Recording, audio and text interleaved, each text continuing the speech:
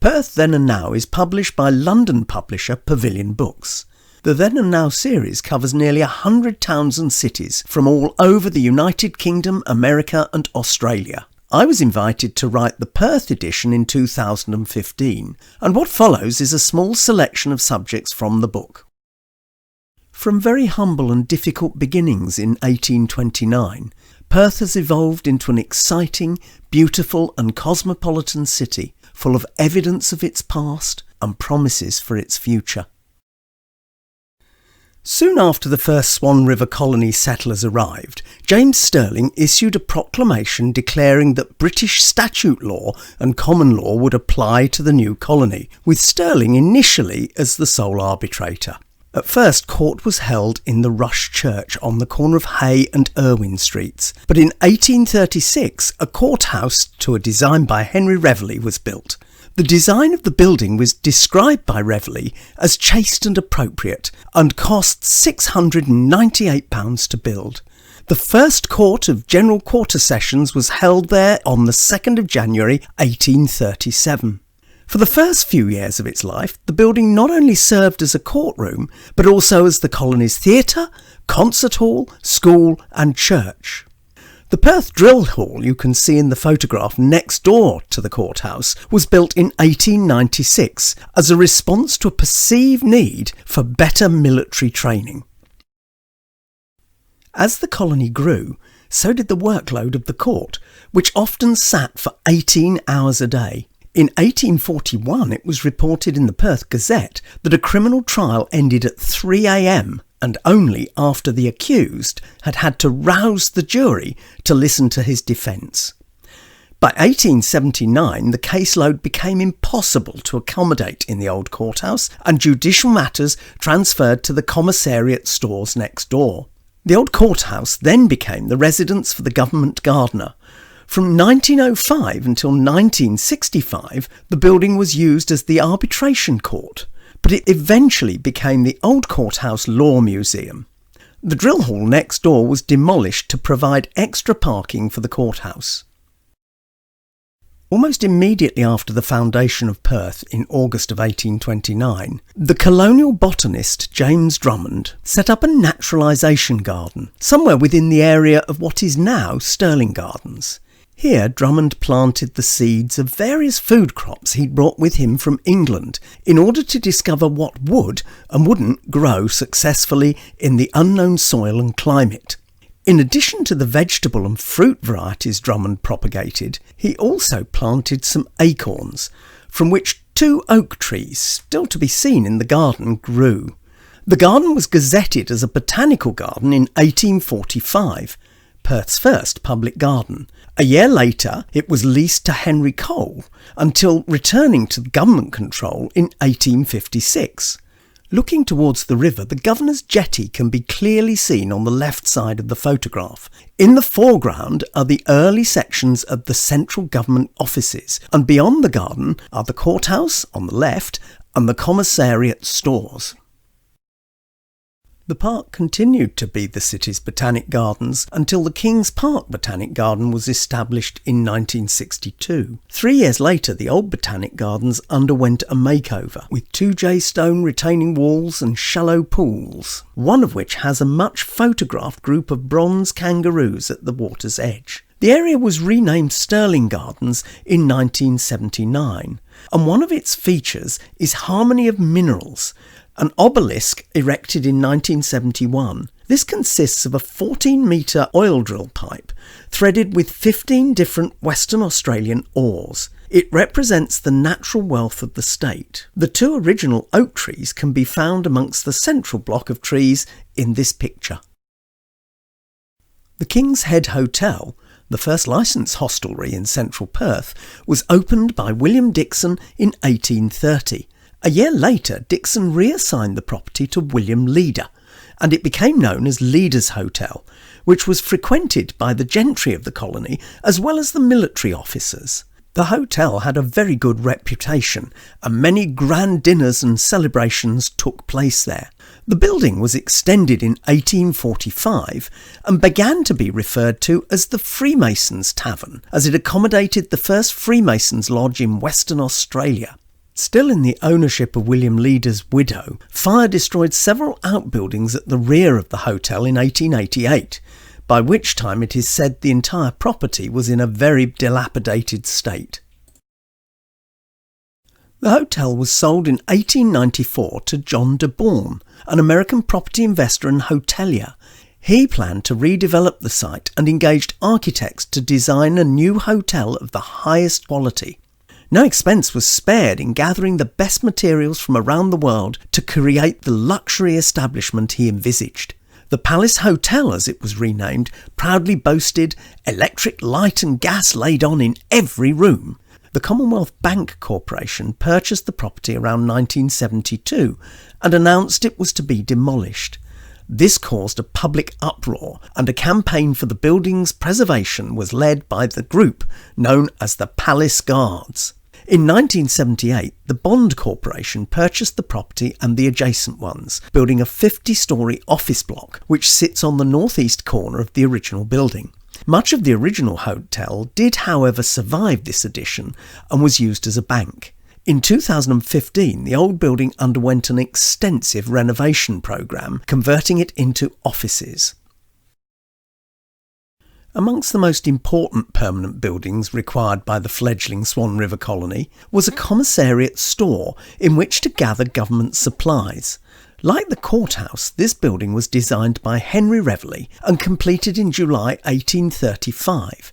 It had a large door opening on the river side of the building, from which the supplies could be transferred from riverboats and barges, and a rather grander classical portico on the other side as a main entrance. The building continued as stores until it was converted into a court building in 1879. However, working conditions in the former store were not comfortable, with complaints continually being made to the Legislative Council about how cold it was in winter and stuffy in summer. Parliamentary debate about the need, or not, for the new law courts dragged on throughout the 1890s, with no firm conclusion being reached. The death knell for the commissariat stores was finally sounded in 1898, when Parliament was told the jury room was so badly constructed that their deliberations could be overheard in other parts of the building. In 1901, plans were made to construct a new Supreme Court building on the site of the old stores and reclaim a section of the river to create a new public park. The new building was designed by the principal architect of the Public Works Department, John Granger. He was the father of the well-known composer Percy Granger. Soon after the work began in 1901, difficulties were encountered with the quality of building materials. This incurred much criticism in the local press and a royal commission to look into the problem. The matter having been settled, a foundation stone was laid in June of 1902, with the official opening eventually taking place amidst much pomp and ceremony a year later. This gathering on the Esplanade Reserve in 1898 was to watch a march past to celebrate Queen Victoria's 79th birthday. The Esplanade Reserve was reclaimed from the river as part of a city council scheme to provide more spaces for moral amusement and manly sports.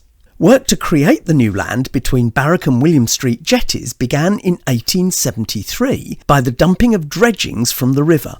It was eventually completed in the early 1880s when soil removed to level St George's Terrace was added. Initially, an open drain running down Sherwood Court made the ground a very unpleasant place to be. Once this had been covered in, the recreation ground officially came into use in 1885.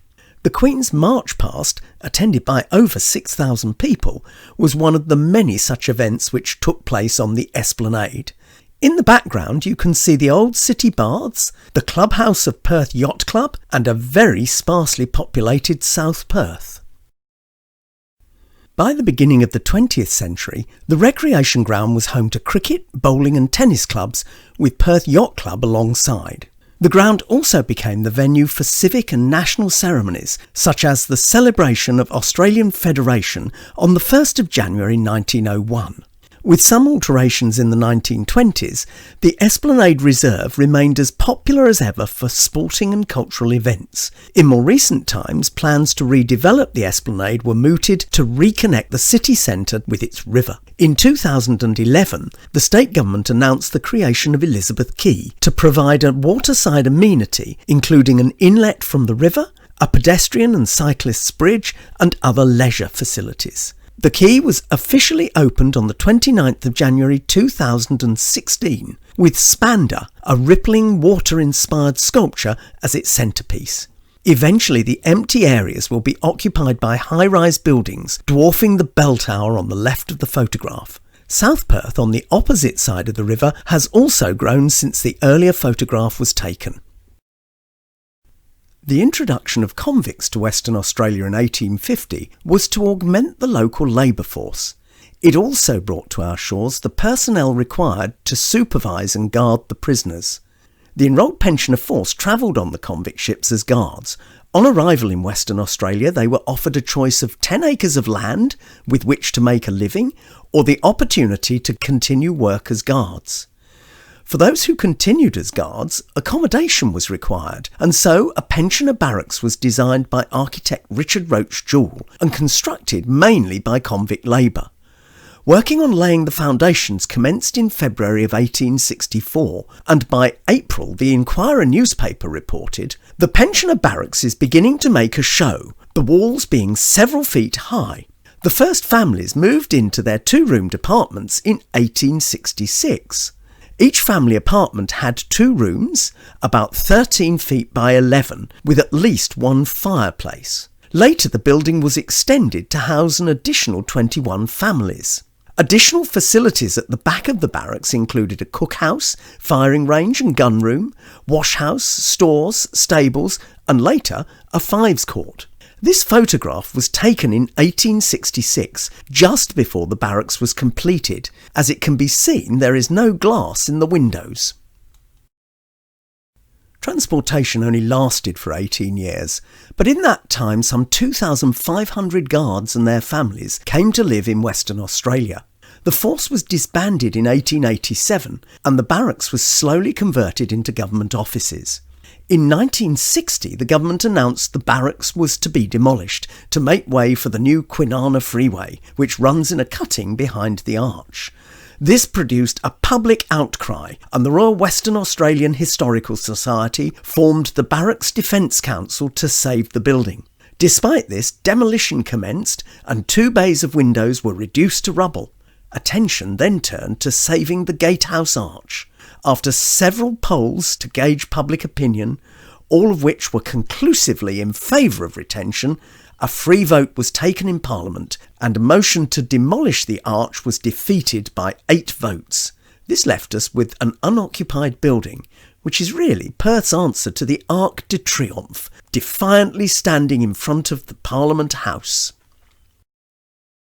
The first gold rush brought a huge population explosion to Perth, which necessitated the creation of new suburbs. As a result, the need for a cheap, reliable public transport system became an imperative. During the last half of the 1890s, a number of newspaper correspondents suggested a tram system would fill this need. After much debate about the initial route, Hay Street was decided upon, and work to lay the tram lines commenced at the end of January 1899. By early July of that year, the Kalgoorlie Miner was able to announce the first test run of a tram had taken place, and the line would be open in a couple of months. As can be seen from this picture, the reason for the speed was the number of people working on the project. The opening of the first tram service in Perth, operated by Perth Electric Tramways Limited, took place on the 28th of September 1899. A report the following day in the West Australian suggests that it caused quite a stir. The principal event in the city yesterday was undoubtedly the opening of the Hay Street tramcars to traffic. From an early hour in the morning till late at night, the cars ran at short intervals and with but few exceptions were crowded with passengers. Doubtless it may be said that a fair sprinkling of those who made the trip were induced by the novelty rather than the necessity to make the journey, and this of course largely augmented the traffic. The comfort and convenience of the trams, coupled with the speed at which they travelled, formed an almost universal topic of conversation amongst the passengers. As the city grew, so did the tram system, which weaved its way through a number of suburbs. After World War II, the system was considered old-fashioned, so it was replaced by trolley buses, with the last tram running in August of 1958. This is St George's Chambers. The building on the site where it once stood was the old St George's Cathedral. The old cathedral was opened as St George's Church in January 1845 and elevated to the status of cathedral when the Anglican Diocese of Perth was formed in 1858. With the construction of the new cathedral 30 years later, the old church was demolished in 1891. After the demolition, plans were made to develop an office building on the site. This would be both an administrative centre for the diocese and a source of rental income. Eventually, St George's Chambers was the result. It was designed by J.J. Talbot Hobbs and constructed in 1897 at a cost of about £3,100. St George's Chamber remained until the late 1970s, when it was demolished to make way for a new Law Chambers building, which was opened in 1981. Once heralded as Perth's ugliest modern building, 2/3 of it was demolished in 2012 as part of the Cathedral Square redevelopment. In its place is the stunning new Perth City Library building. Designed by local architect Kerry Hill, the 7-storey purpose-built library is the first major civic building since the construction of the Perth Concert Hall over 40 years ago. The new library, which complements the classical and Gothic architecture of the old central government offices and St George's Cathedral, has helped to transform an area of the city formerly inhabited by down-and-outs and skateboarders into a vibrant focal point for community events and activities. St George's Terrace was initially called King George's Terrace after King George IV. By the time Arrowsmith drew a map of the town in 1833, it was referred to as St George's Terrace, probably being renamed after the King's death in 1830. To ensure standards were maintained, a regulation was passed in 1833 stipulating only homes costing at least £200 could be built on this street, and as a result it became a fashionable residential and business area. Various improvements to the street were carried out in the 1870s and 80s, including levelling and the addition of a footpath.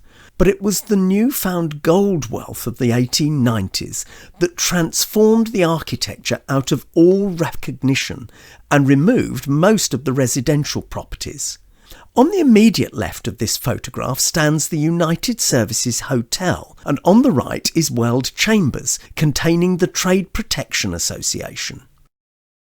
Following the first gold boom and during the Great Depression of the 1930s, few changes were made to the late 19th century elegance of the terrace. The Western Australian mineral boom after the Second World War was to change all that.